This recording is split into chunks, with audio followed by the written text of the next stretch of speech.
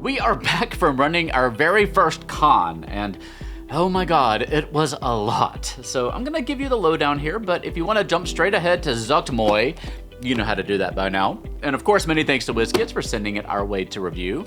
So we wanted our first con to be as easy as possible, so we chose Comic Palooza, which is a pop culture con right here in Houston. It is a con that's gone through a lot of ups and downs over the past couple of years, including quite a few controversies and mismanagement, to the point where it is now just run by the city of Houston. So we didn't really know what to expect. On the plus side, there were no major issues. Setup and teardown were easy. The other vendors were all amazing. All the people who came by the booth were kind and generous and enthusiastic. And we had two absolutely stellar volunteers with Victor and Frankie, and we are so grateful to them. Our goals were to sell some Kobold plushies and to get people excited about our next Kickstarter. And well, here, I'll be real with you. We didn't sell a ton. Not as many as we expected to anyway. And talking to the other vendors, it seems like we weren't alone in that. Attendance seemed pretty low this year, and folks just weren't buying a lot overall. I think one of the reasons for that is that it's just such a generalized con. You've got anime fans and cosplayers and comic fans and movie fans and wrestling fans, but what we didn't see were a lot of gamers. We didn't see a single soul playing a game at the entire con. No board games, no video games, no war games, no RPGs. So maybe it just wasn't the best audience for us. And the whole thing just wasn't super well organized. It was just a hodgepodge of everything all thrown into one massive room.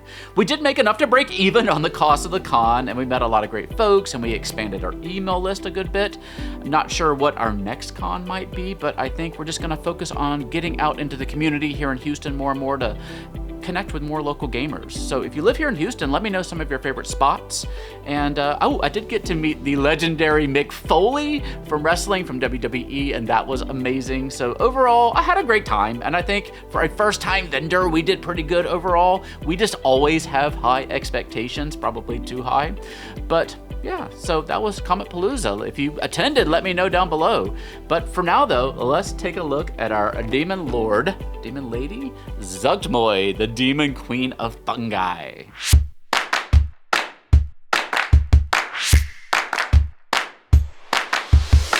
Before we jump in, let me tell you a little bit about another special deck of animated cards from Hit Point Press. You know that they have animated spell cards of all the spells in the SRD, but sometimes you may want some gorgeous, fancy animated cards for spells from other sources. Maybe Kobold Press, or spells from later D&D books, or other editions, or even Pathfinder or other games. Well, check out these Spellcraft cards from Hit Point Press. These include unique animations on one side of the card and a blank back where you can write in your own spell details. You can even sleeve them and use dry or wet erase markers to use them over and over again. You could even use the animations as inspiration to make your own spells, which could be a lot of fun. Check out all the animated cards at the link in the corner of the screen or at animatedspells.com. Fear not for your future, for now you must sleep. In Zuggtmoy's cradle your body shall steep. Your flesh a fine banquet of delicate food, your gift to the lady shall nourish the brood. What bursts from your leavings and grows in her nave shall feed from your ruins and fat from your grave. The Demon Queen of Fungi, the Lady of Rot and Decay, doesn't see decomposition as a natural process of renewal and regrowth.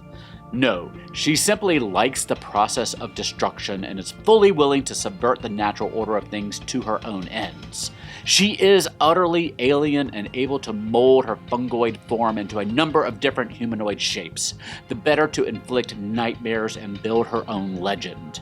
Like most of the demon lords, she has her own following of cultists, but most of hers are unwitting, having been infected with her fungus and mind-controlled. Just looking at her CR23 stat block, you've got a lot to work with. She's got layer actions, which allow her to summon and control plant creatures, including gas spores and violet fungi, and we have minis for both of those now. She has access to spells like Entangle, Plant Growth, Etherealness, and Teleport. She can infect people with 2 different diseases that can charm them, and one of which will eventually kill them if they fail their DC 19 Wisdom saving throw 3 times in a row. Zuggtmoy can direct her charmed foes into attacking their allies. If you sort your minis like I do, you might have a bag full of plant monsters, and this is their time to shine. She features pretty heavily in the Out of the Abyss adventure, which is chock full of demon lords. She's actually roomies with Jublex in the Slime Pits, the 222nd layer of hell.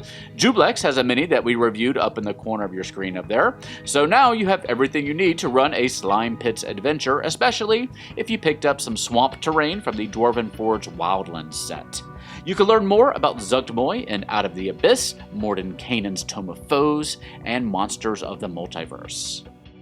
Zuggtmoy is available now for between $45 and $50. For comparison, that's where Baphomet was priced not too long ago, and it's $30 cheaper than the MSRP of Yinogu from last year, and all three are roughly the same size, so maybe things are finally moving in the right direction. We don't talk a lot about it here often, but you can also get Zuggtmoy and most of the other Demon Lord minis unpainted from Gale Force 9 as well. They do require some assembly though. Now, I haven't picked up any Gale Force 9 minis in years, really. So I'm not sure how they are these days. I had some trouble assembling the last one I bought, and I kind of fell off the Gale Force 9 train, but if you've tried them out recently, let me know what you think down below. And don't forget to check out the animated spell cards from Hit Point Press at animatedspells.com and use our links below to let them know we sent you. Cometpalooza was a bit of a kickstart to our Hero Plush line, and we have started to get some pictures of samples of our next couple of kobolds, and some monsters, and some accessory packs, and oh my god, they're the cutest. If you are a fan of our plushies, we're going to start sharing more teases and more content on their own social media channels, starting with Twitter and Facebook. So go follow those accounts if you want to see more, and visit heroplush.com if you are ready to adopt.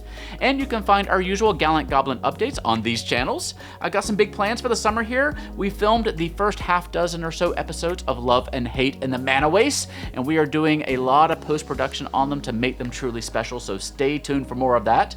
I'm also considering jumping back onto Twitch later this summer, both to play some video games and hang out with you, but maybe to start like a weekly-ish news and interview show about the industry, about minis and creators. So if you have thoughts about that, please let me know. For now though, stay safe, have fun, love each other, and I will see you next time at the Gallant Goblin.